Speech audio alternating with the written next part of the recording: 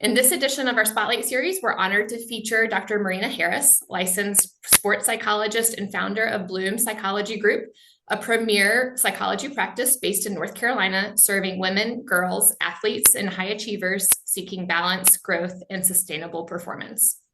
Dr. Harris, a former Division I athlete turned psychologist and entrepreneur, has dedicated her career to helping others navigate the intersection of mental resilience and physical well-being.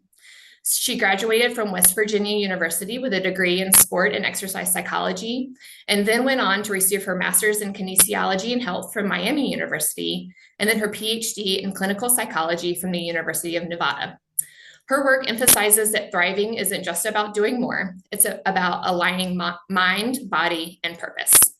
Dr. Harris, thank you again for joining us today for our Spotlight series to highlight the importance of mental well-being and its deep connection to physical well-being. What initially drew you to sports psychology, and what influence, if any, did your experience as a D1 athlete influence your professional career? Thank you so much for having me. I'm so excited to be here. I love to talk about the intersection between physical and mental well-being. I work with lots of athletes for who that's really relevant. So I'm excited to do the. Awesome. And then did you feel like your experience as a D1 athlete had any influence in how you chose your career path, or kind of give me a little background about how you came to be where you are today as a sports psychologist and working with high achieving athletes and individuals? Yeah, 100%. I was a highly competitive gymnast growing up in the North Carolina area, and I was a perfectionistic high achiever, like many of the clients that I serve. And I met with a sports psychologist when I was in high school. And so that was my first experience with a sports psychologist. And she taught us to do mental choreography, which is the art of sort of matching mental keywords with physical movement. And I remember it helped me a lot, especially on events that I struggled with, like balance beam or was scared of. And so from there, I knew that I wanted to do sports psychology, and I ended up seeking out an undergraduate degree in sports psychology, which is one of West Virginia has one of the few programs in the country. And so from there, I was a Division I athlete at West Virginia University and was on the gymnastics team until I had an injury and moved to coaching, realized that coaching wasn't my passion. And so then I continued to pursue sports psychology. And then as I was in college, I came across friends who really struggled with body image and eating, and some of whom even had full-blown eating disorders. And at the time, there weren't a lot of options for treatment. And I knew that I really wanted to help athletes influence their mental health in a positive way. And so I went on to get the clinical degree. And I'm so glad that I did, because a lot of the athletes that come to see us or come to see me struggle with sort of the performance aspect of sport, but might also have mental health challenges like anxiety, self-criticism, low self-esteem, or fear of failure that really hold back in their life. So it's really nice to be able to offer a service where we can do both the mental health side of things and the sport performance side of things. Awesome. And that kind of falls along with kind of like my next point, that you've built Bloom Psychology with such a clarity of mission, which is obvious in your response there. But kind of what inspired you to start your own practice, and what gap in care? Maybe it is that kind of the intersection between physical well-being, mental health, and kind of seeing the athlete as a whole. Was there any like particular gap that you were noticing in your previous experiences that kind of also helped motivate you to start Bloom, to kind of cultivate the client care that you so expertly are giving your clients these days? Yeah, I would say that my mission to start Bloom was motivated through having negative experiences myself in the work environments that I was working in. I had worked in big medical centers or in athletics departments, and after I had done all this work on myself in sort of dismantling perfectionism, working on resting more, working on trusting myself more, I went to an athletics department and that was totally lacking just in my own work environment. It very much subscribed to that toxic, like win at all costs, sort of toxic hustle culture mentality, like we just do whatever the organization needs us to do, no questions asked.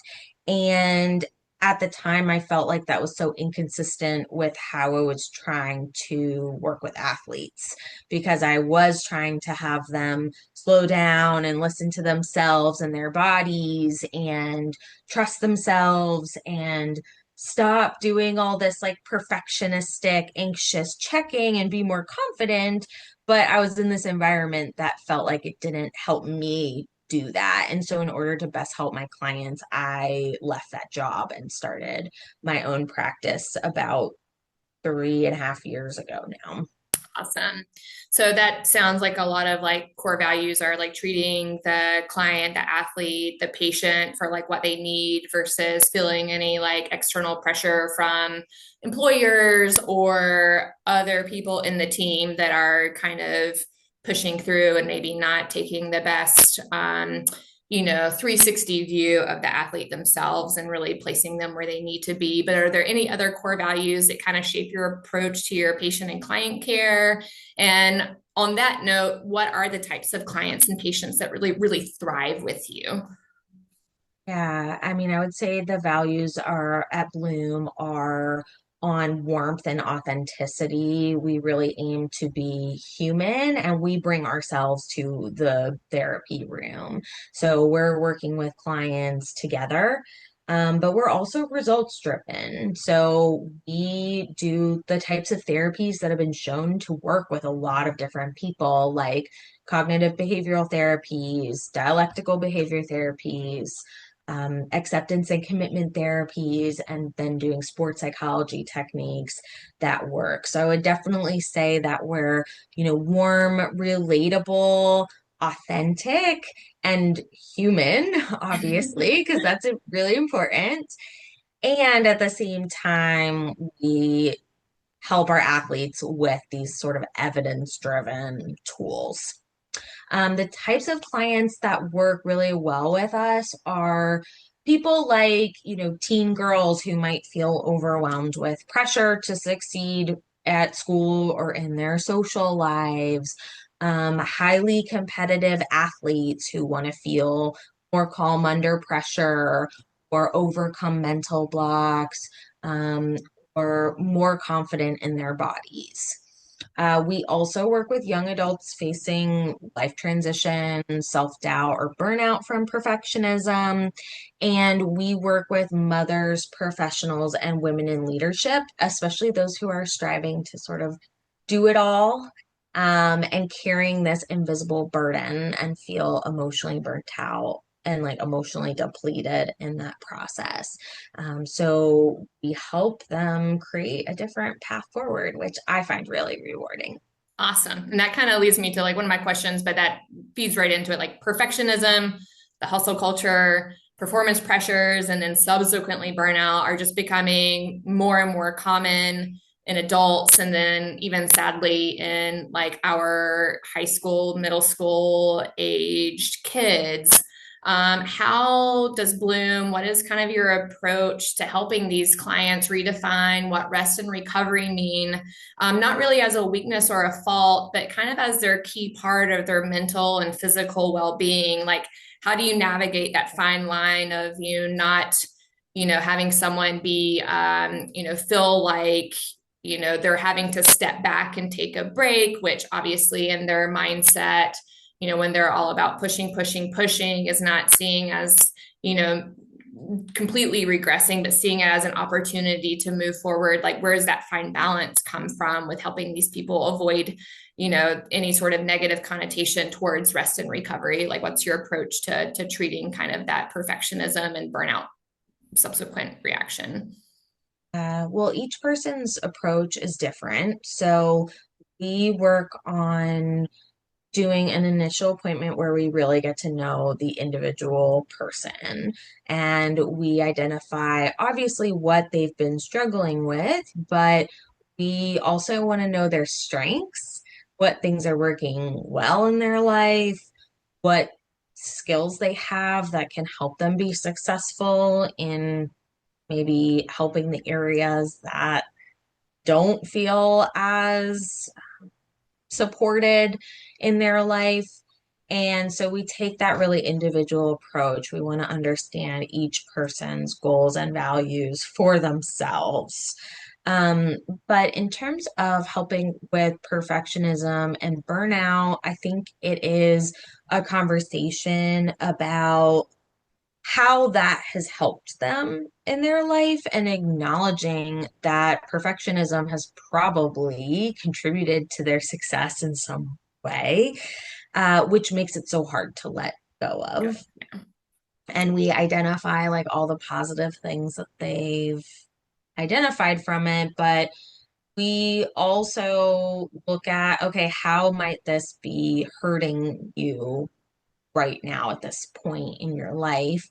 And how might you be continuing to try to use perfectionistic strategies, even if they're not working anymore? Like, even if you're still facing relentless self-criticism, or you're dieting a lot, or you're not as confident as you could be, and help them identify that there could be a different path than just continuing to use something that has worked in the past but might not be working for them anymore. And then we identify like skills and strategies based on what we know from research, what we know from the individual client to help them do things differently. That's great. I think like probably similar experience in a way, like with physical therapy, we have a lot of like patients that are very reticent to eventually seek care, have a lot of patients that come in that have been dealing with a pain or issue for months and months. And I wonder, would pseudo assume that there's many clients and patients that you treat that, are sometimes reticent to start the whole journey into like mental health. Oftentimes we experience here in the clinic that emotional stress and anxiety is very much intertwined into the recovery. PTs, we spend a lot of time with our patients, and we do start to perceive sometimes that these mental struggles, but obviously we're not trained in how to address these mental well-being or mental health issues that they're having, or develop any sort of action plan.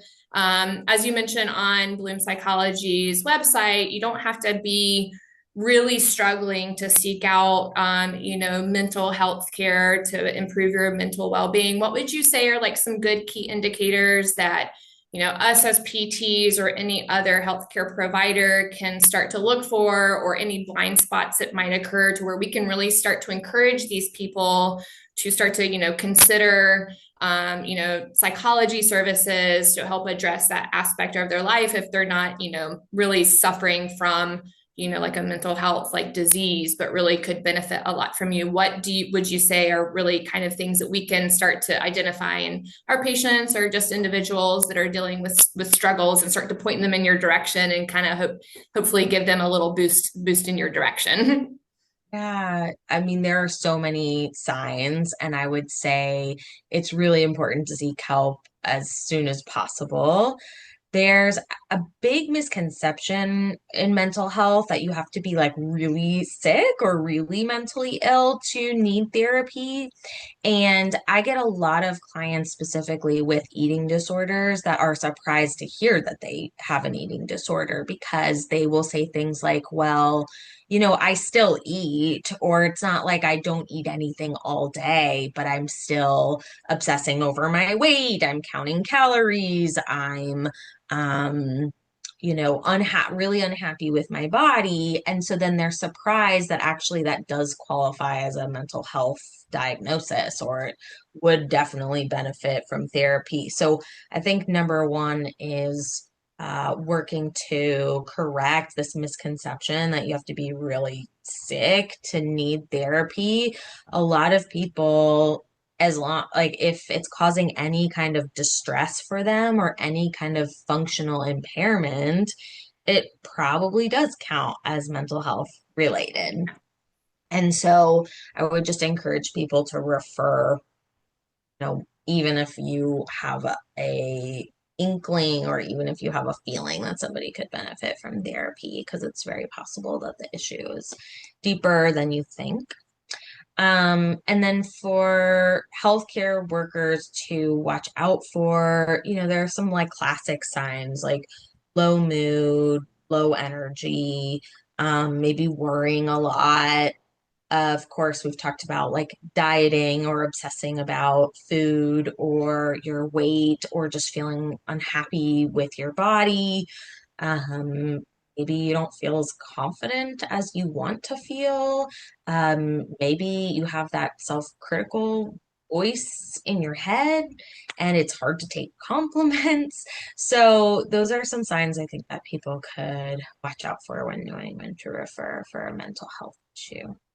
And then if people are kind of hesitant, if I do have like a patient, I'm like, hey, I really think you could benefit from speaking with a therapist. If they seem a little hesitant about reaching out to seek help, is there anything like that you would want them to know, or kind of what is your process of, helping people kind of take that next step towards seeking care if they feel a little like on the fence about it?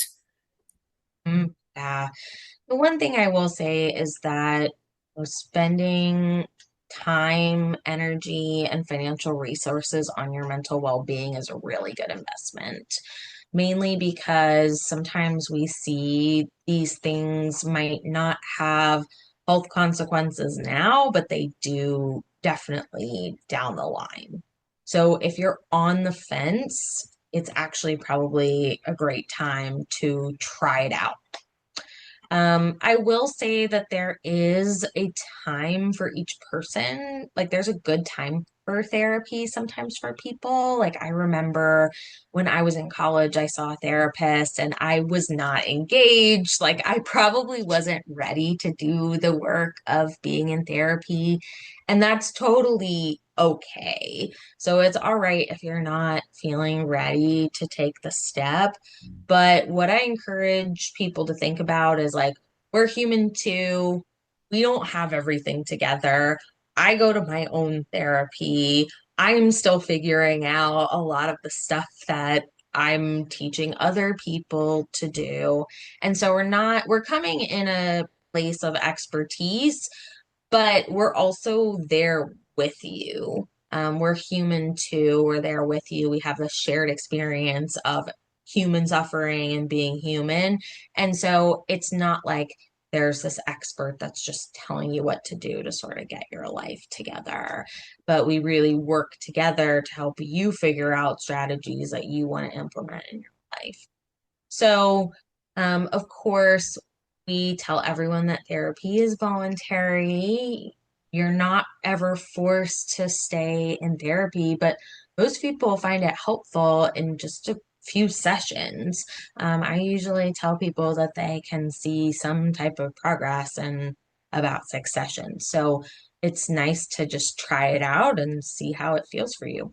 Awesome. And do you have like an example of like a good like kind of client or patient win, like where someone was like maybe pretty reticent to really get going on like your services and worked with you for a while and was able to like come out on the other side and really achieve goals and move smoothly through their demands either in their job or their sport? Yes, many, many clients who have done that. Some examples, I can't give any identifying information, but some of the ones come to mind around like the teens that I work with who have eating disorders and they almost never want to come in to therapy. And sometimes we actually use family-based treatment, which is having the families help the adolescents recover. And I'll get comments sometimes from those same clients after they've become young adults and are on the other side after being recovered from the eating disorder, thinking back, and they're like, man, my brain really was not thinking clearly when I was in the middle of my eating disorder. Like, I'm so glad that my parents helped me get out of that place and are now thriving. Like, now can go to college normally, can have like thrive in their sport, have a normal sort of young adult experience that they wouldn't have been able to do if they were still in the thick of their eating disorder. So it's really rewarding to see sometimes people come out the other side. Yeah, that's awesome. And how do you think like the collaboration between mental health professionals and PTs can enhance both outcomes to help people go from, a point of, struggling mentally to engage or feeling so much pressure that, I assume sometimes you deal with athletes or individuals that almost feel paralyzed with taking the next step because there's so much pressure on top of them. And then how does their body respond to that in terms of where does pain manifest or maybe physical dysfunction occur? Do you see any kind of amalgamation of like both professions and like you work together with like PTs to kind of help a client one work on their mental well-being while they concurrently work on their physical well-being? Uh, well, at Bloom, we work a lot on collaborative care, which means that we educate all our clients on the importance of us communicating with their medical team so we can both help each other because anxiety has so many physical symptom manifestations. Anxiety impacts sleep, it impacts eating, it impacts weight, it impacts physical like sensations and discomfort, and it can impact pain. And so it's really important that we're communicating as providers to correctly get a client's diagnosis, and come up with a treatment plan together to best help the client. So we work in tandem with a lot of medical providers. So not just PTs, but clients' physicians, dietitians, sometimes coaches if the athlete wants that option. And then obviously with parents, if they're teens, or with young adults, they get to involve their parents if they want to. Yeah, nice. So, as you've already mentioned, you've built a practice rooted in expertise and really a warm community. You've cultivated a brand that balances excellence and is very approachable. What achievements or milestones are you most proud of? And looking ahead, what is next for Bloom and what are you excited about? Well, that's really kind of you to say. Thank you so much. Yeah, I think it's probably not a surprise that I don't slow down enough to appreciate the business and the things that we've created. But I think a big milestone is just celebrating that we have 3 years open in business, and we actually just brought on a new clinician. So in the practice, there's me, and I work with clients, but I have another clinician named Alexandra Parker, who's a licensed clinical social worker, and she's extremely skilled in helping teens, children, and young adults with their mental health, especially with anxiety and perfectionism. But she's also a high-level gymnast like me. And so she understands the pressures of competitive sport and is also working with clients on the sports psychology aspect of things. So that has been a huge milestone, especially as I do more of the work of being a CEO and working on the business, so that we can continue to serve new community members. Because Normally I would have to turn people away if I was full seeing clients, and now we get to help more people. So that's really exciting in terms of like the mission and vision of Bloom Psychology Group. The other big milestone that we're celebrating is rolling out our sport or high performance intensives, which is specialized programming to help athletes or high performing executives basically perform better, but also while overcoming perfectionism and not ascribing to that toxic sort of hustle culture. And so it's structured programming where across 8 hours, the person or the athlete or the executive works with our providers one on one to come up with individualized goals that help set them up for success. We understand their unique story with athletics or with perfectionism or with their work or motherhood, and then develop goals and values based on that.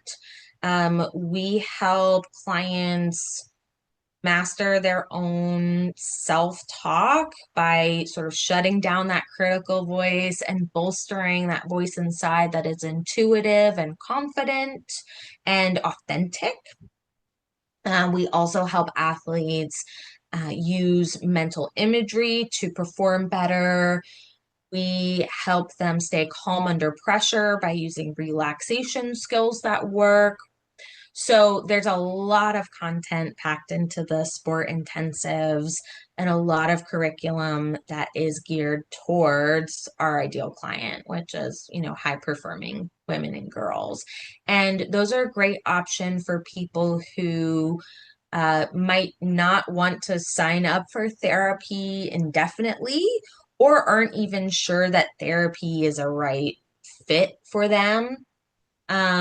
It's also great for people who might be coming in with a specific issue. So I see a lot of gymnasts who experience mental blocks and who might not need traditional therapy, but they need some sports psychology work. And so we sort of help them overcome a specific issue, or maybe they like just want to feel more confident in their sport or more poised under pressure, more confident under pressure. So those are really exciting sort of roll out most recently. Awesome.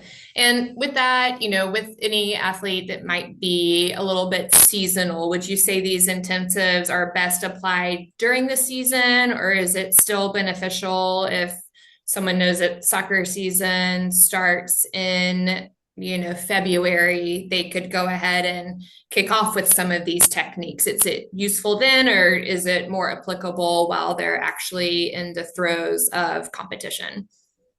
Yeah, I would say the earlier the better, Okay. because it is really hard mid-season to, number one, find time to meet, Right. and number two, to make changes when you're already like struggling, Yeah. essentially. So I would say the best time for intensives is pre-season or as season's like gearing up and starting. But we can help mid-season if that is something that athletes want to do. So there's never a bad time to do an intensive, but definitely the earlier the better. It can be structured accordingly. Earlier, the better is best. Right. Perfect. And then what is, maybe speak a little bit about kind of how the mediums that I'll use. I know it's mostly virtual, but what is the best way for someone to get in touch with your office or book an appointment? How do you go about doing these intensives or your appointments, either with yourself or the new clinician with Bloom? Yeah, we have a centralized office and administrative staff, so they can get in contact by calling our office, which is 919-892-9844, or sending us an email, which is listed on the website, but it's just at bloompsychologync.com. NC is in North Carolina. So those are the best ways to get in contact with us.